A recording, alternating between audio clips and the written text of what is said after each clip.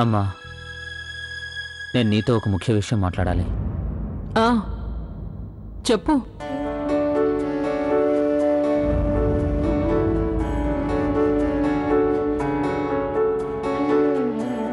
అమ్మా, నాకు ఈరోజు చాలా బాధ కలిగింది. నా వల్ల మీరెంతో ఇబ్బంది పడ్డారు. నాకు తెలుసు. నా పెళ్ళైన క్షణం నుంచి మీరు ఎన్నో భరిస్తూ వచ్చారు. అయినా అమ్మా, మీ కన్న కొడుకు మీద నమ్మకం ఉంచండి. నేను ఈ పరిస్థితి త్వరలో చక్కబెడతాను. నేను లవ్లీ ఇద్దరం కలిసి వెళ్ళి అందరితో, అన్నయ్య వదినలతో మాట్లాడతాము. చూడమ్మా, నేను నిన్నిలా బాధగా విచారంగా చూడలేనమ్మా.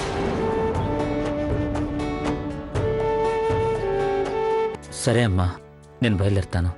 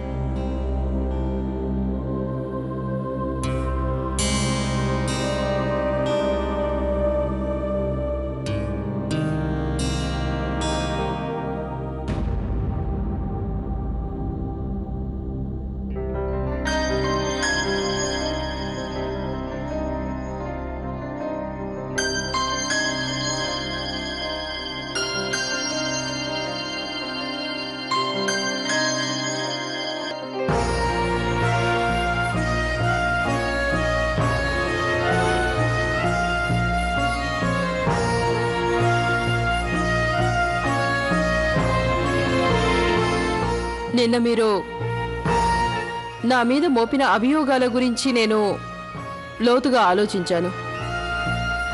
అలాగే మీరు నాకు గుర్తు చేసిన నియమాల గురించి కూడా ఆలోచించాను.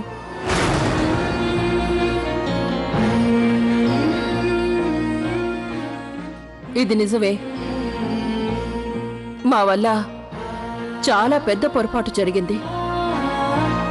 కార్తీక్ లవ్లీని ప్రేమించడం వల్ల నేను ఈ మాటను మీ నుంచి దాచాల్సి వచ్చింది. తనే ఆ అబద్ధాల కోరు అని. అలాగే ఈ విషయాన్ని దృష్టిలో ఉంచుకొని మన కుటుంబపు మేలు కోరి నేనొక నిర్ణయాన్ని తీసుకున్నాను. ఇది మన పరువు ప్రతిష్టలకి సంబంధించిన విషయం.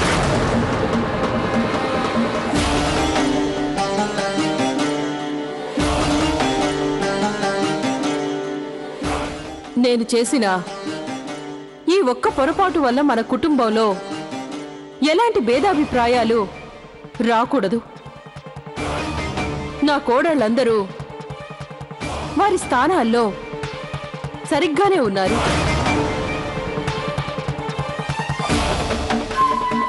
ఇన్ని సంవత్సరాలలో నన్ను మొదటిసారిగా ప్రశ్నించారు. అది కూడా కేవలం ఈ లవ్లీ వల్లే. నేను లవ్లీని చూసిన క్షణంలోనే అనుకున్నాను, ఇలాంటి అమ్మాయి ఈ ఇంటికి కోడలుగా వస్తే మన కుటుంబం మొత్తం ముక్కలవుతుందని. నేను ఈ విషయం గురించి చాలా ఆలోచించాను. ఈ లవ్లీ మొత్తం మారకపోయినా మిగతా కోడళ్ళలా కాకున్నా వారిలో సగం గుణాలను నేర్చుకున్నా నేను సర్దుకుపోవాలనుకున్నా. కానీ నేను నా ప్రయత్నంలో సఫలం కాలేకపోయాను.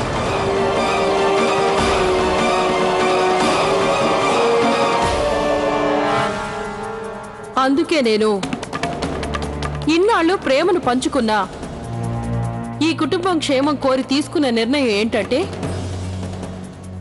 లవ్లీ ఈ ఇంటిని వదిలి వెళ్ళిపోవాలి.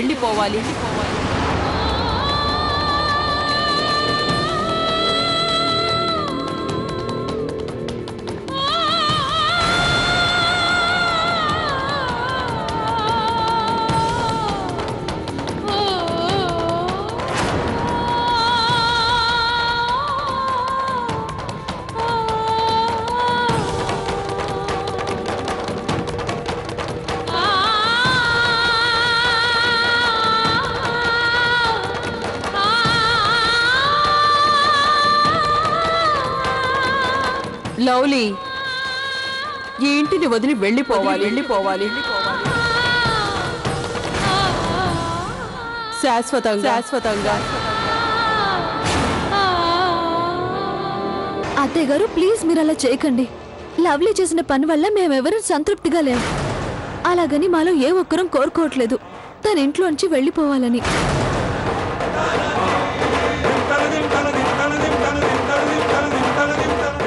అవునత్తయ్య గారు, మీరు తీసుకునే నిర్ణయాన్ని విరమించుకోండి. అమ్మా, మాకందరికీ బాగా తెలుసు గత కొన్ని రోజులుగా ఇంట్లో జరిగిన ఏ సంఘటన సరిగా లేదని. వాటన్నిటికీ చాలా వరకు కారణం లవ్లీనే. అయినా అమ్మా, మనం ఆలోచించాల్సింది ఏంటంటే ఇంతవరకు ఇంట్లో ఎలాంటి సమస్య వచ్చినా అందరం కలిసే ఆ సమస్యని ఎదుర్కొనేవాళ్ళం.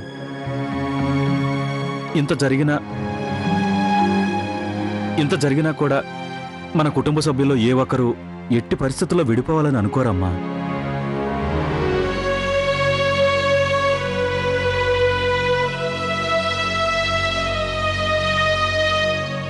ఏంటిది కౌసల్యాదేవి, నువ్వు తీసుకున్న నిర్ణయం ఎలాంటిదో కాస్తైనా ఆలోచించావా? నీకోటి తెలుసా, ఇలాంటి పరిస్థితి రావటం వల్ల బయట ఎన్ని రకాలుగా అనుకుంటారు? లేదండి, బయట వాళ్ళు ఏదో అనుకుంటారనే ఆలోచన నాకు ఆవగింజంతైనా లేదు. నేను చూసుకోవాల్సిన బాధ్యత అంతా నా కుటుంబం అంతా ఎలాంటి స్థితిలోనూ దేనికి ప్రభావితం కాకూడదని.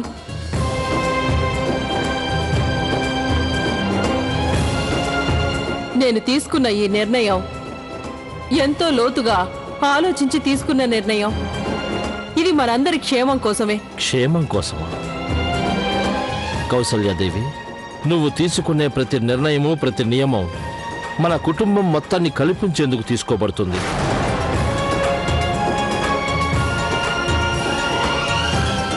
అలాంటిది ఇప్పుడు నువ్వు తీసుకునే ఈ నిర్ణయం ఎలాంటిది? ఏమండి, మీకు బాగా తెలుసు కదా, ఈ లవ్లీ మన ఇంటి నియమాలన్నింటినీ అతిక్రమించిందని, మిగతా వాళ్ళందరినీ అలా చేసేలా ప్రోత్సహించిందని. అలాంటప్పుడు తను ఉండటం వల్ల ఉపయోగం ఏంటి? మా నియమాలు గాని ఈ ఇల్లు గాని పూర్వంలా ఉండాలంటే ఈ లవ్లీ ఖచ్చితంగా ఇంటిని వదిలి వెళ్లాల్సిందే. ఇంటిని వదిలి వెళ్లాల్సిందే. మరో విషయం వినండి, మీరు నాతో ఎల్లప్పుడూ తోడుగా ఉంటానని ప్రమాణం చేశారు. కౌసల్యాదేవి, నేను ప్రమాణం చేసిన మాట నిజమే. అయినా నువ్వింత పెద్ద నిర్ణయం తీసుకునే ముందు కార్తీక్ గురించి కొంచెమైనా ఆలోచించుంటావు కదా. ఇలాంటి నిర్ణయం వల్ల వాడి పరిస్థితి ఏంటి? అవునండి, నేను ఆలోచించాను. నేను తీసుకున్న ఈ నిర్ణయం చాలా మార్పులను తెస్తుందని.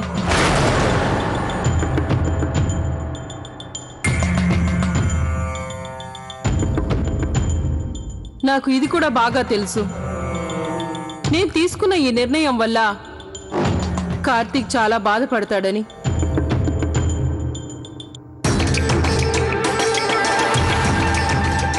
కానీ నన్నేం చేయమంటారు? వాడి సంతోషం ఆలోచించే నేను లవ్లీని స్వీకరించేందుకు నేనెంతగానో ప్రయత్నించాను. కానీ ఇప్పుడు ముప్పు పీకల వరకు వచ్చింది. అదీ కాక ఇప్పుడు నా భయం అంతా ఈ ఒక్క చెడ్డ చేప మన మంచినీటి చెరువుని పాడు చేస్తుందేమోనని. మీ అందరికీ బాగా గుర్తుండే ఉంటుంది, గతంలో కూడా లవ్లీ మన ఇంట్లో నియమాలను అతిక్రమించిందని. నాకు తెలిసి ఇదంతా ఎలా జరిగిందో. ఎందుకంటే మన ఈ కుటుంబంలో తను కోడలిగా నియమాలను నిర్వర్తించకపోవడమే కాక మన ఇంట్లో వాళ్ళందరినీ మాయ చేసి వాటిని వ్యతిరేకించేలా చేసింది. కౌసల్యాదేవి, నువ్వు అనవసరంగా అమ్మాయి మీద అన్ని నిందలు వేస్తున్నావు. ఇంట్లో అందరికీ బాగా తెలుసు పాపం లవ్లీ కావాలని ఏ తప్పు చెయ్యలేదు అని.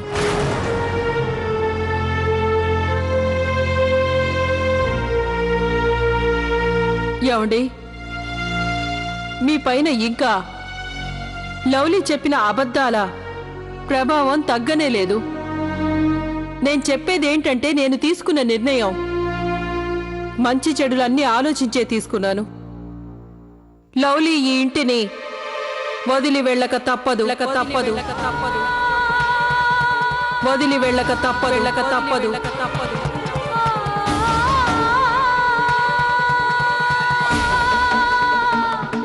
అది కూడా ఈ క్షణమే. అమ్మ వద్దమ్మా. కార్తీక్,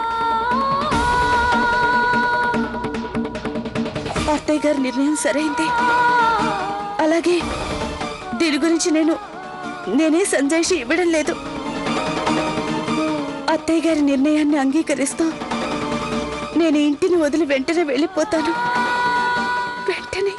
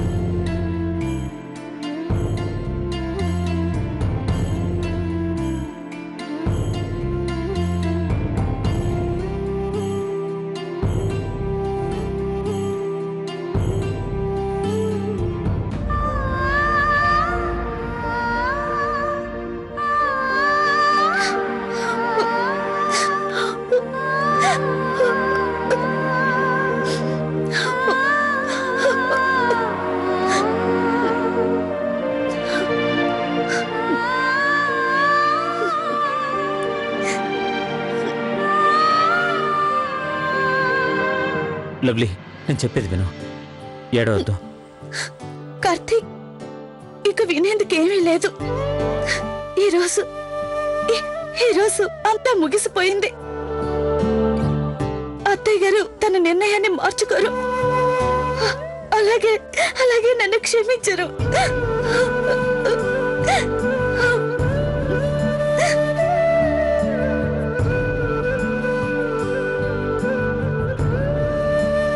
అలాంటిదేం జరగదు లవ్లీ. నువ్వు ఎక్కడికి వెళ్ళొద్దు. నేను మా అమ్మతో మాట్లాడతాను, ఆవిడ నొప్పిస్తాను.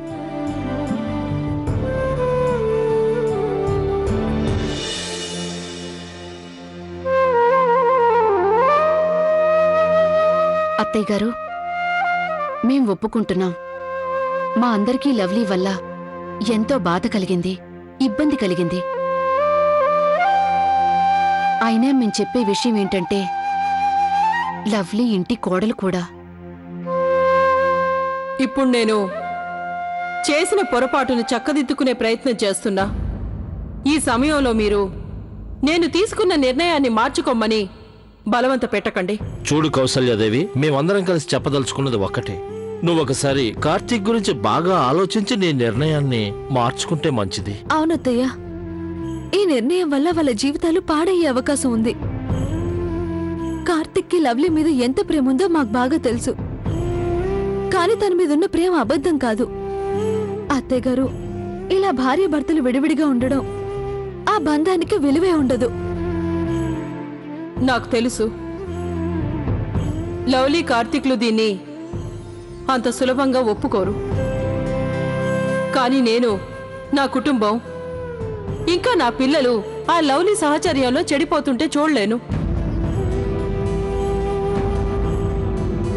అత్తయ్య గారు, చూడండి, నేను చెప్పానుగా, మీరు ఏం మాట్లాడినా ఉపయోగం లేదు. నేను ఏ నిర్ణయం తీసుకున్నా దానికి తిరుగులేదు.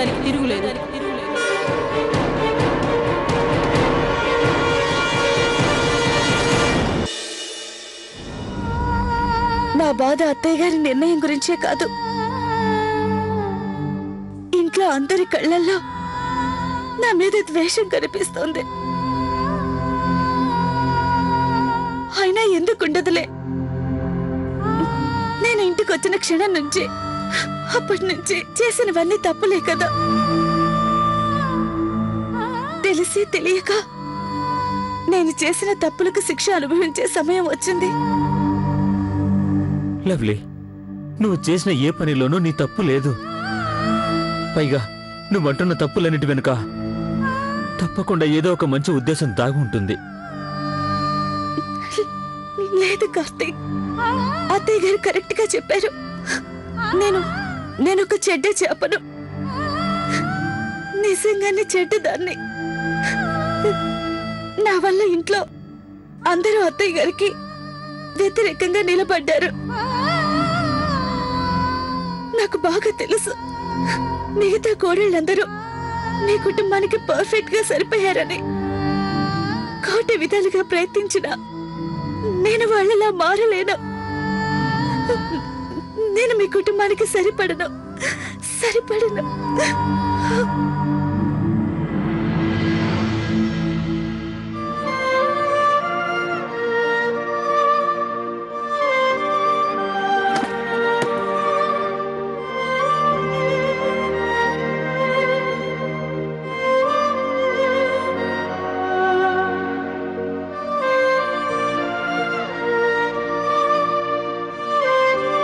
లవ్లీకి నేను ఎలాంటి అన్యాయం జరగనివ్వను. తనని ఈ ఇంట్లో ఉంచేందుకు అమ్మని తప్పక ఒప్పిస్తాను. అది అమ్మగారు, లవ్లీ పెద్ద అబద్ధాల కోరని అందరికీ తెలుసు. అలాగే ఎన్నో తప్పుల్ని కూడా తను చేసింది. గాడ్ ప్రామిస్, నాకేమనిపిస్తుందంటే తనొక మంచి మనసున్న అమ్మాయి అని.